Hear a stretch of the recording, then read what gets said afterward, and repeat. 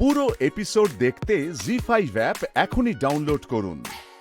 আমি যখন ছোট তখন আমার মা স্ট্র্যান্ড রোড স্টেট ব্যাংকে পোস্টিং কলকাতায়, এবং আমার বাবা তখন বর্ধমান ইউনিভার্সিটির প্রফেসর। আমাকে সেন্ট জেভিয়ার্সে ভর্তি করা হলো। বড় হতে হতে রিয়েলাইজ করলাম, বুঝতে শিখলাম যে আমি হয়তো অন্যদের থেকে একটু আলাদা। কেন? সকলের তুলনায় হাইটে হয়তো একটু ছোট ছিলাম। জেনেটিক্যালি কিনা জানি না, আমার চোয়ালের মধ্যে 52টা দাঁত ইম্প্যাক্টেড ছিল। সেই জন্য এই চোয়ালটা অনেকটা বড় ছিল তখন, ছোট যখন ছিলাম। এবং আমি খুব একটা মিশতে পারতাম না ছোটবেলায়। স্বভাবতেই আমাকে সবাই এক ঘরে করে দিয়েছিল স্কুলে, এবং খুব বুলিড হতাম। জেদ একটা ছিল যে এদেরকে আমাকে একটা কিছু করে দেখাতে হয়। আমি যখন জয়েন্টে 99 জেনারেল কোটায় র্যাঙ্ক করলাম, তখন আমার ভাই প্রথম এসে মাকে বলে, মা দিদিও কিন্তু ভালো পড়াশোনায়। সেটা হচ্ছে আমার প্রথম যুদ্ধের জয়। তারপরে আমি পরে এমডি হয়তো করেছি। জয়েন্ট পরীক্ষায় 99 র্যাঙ্ক মুখের কথা নয়, না অনেক পরিশ্রম করতে হয় তার জন্য। না, যুদ্ধ ছিল, ভেতরে জেদ ছিল। এবং আমি এমডি করি কস্তুরবা মেডিকেল কলেজ থেকে। আমার শারীরিক এই প্রবলেমের জন্যে আমার একটা স্কোলিওসিসও আছে। পরে আমায় বলে দেওয়া হয়েছিল যে আমায় বসে কাজ করতে হবে, মানে যে প্রফেশনটাই নেব আমি বসে করব। সেটা প্রথমে আমি স্কিন নিই, কিন্তু ডায়াগনস্টিক প্যাথোলজি যখন অপশান এলো শিফট করে গেলাম। জীবনে লড়তে লড়তে লড়াইটা অভ্যাসে দাঁড়িয়ে গিয়েছিল।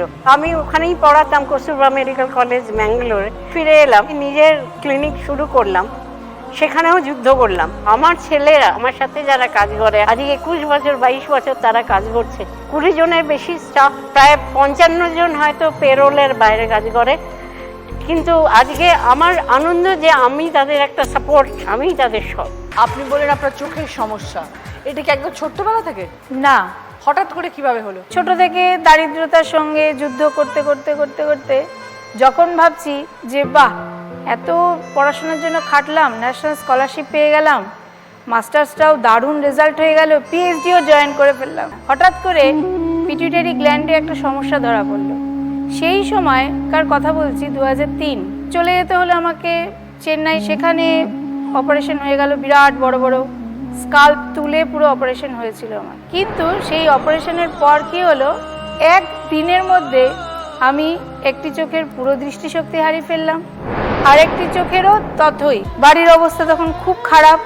আমাকে নিয়ে যে মেয়ের চোখটা কি ভালো হবে না, এত পড়াশোনায় ভালো, ও কি পড়াশোনাটা এইভাবে শেষ হয়ে যাবে?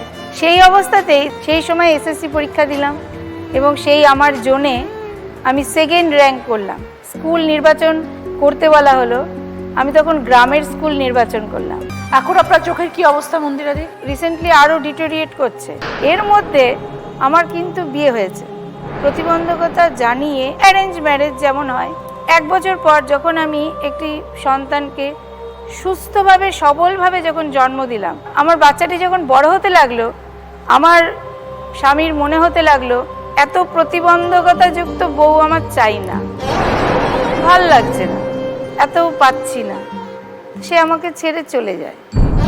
আমি একা এখন স্কুলে চাকরি করছি, আমার নিজের বাচ্চাকে বড় করছি, প্লাস ওই গ্রামের 260টি বাচ্চা আছে আমার কোনো অসুবিধা হয় না। জি5 ডাউনলোড করুন আর সব এপিসোড দেখুন একদম ফ্রি।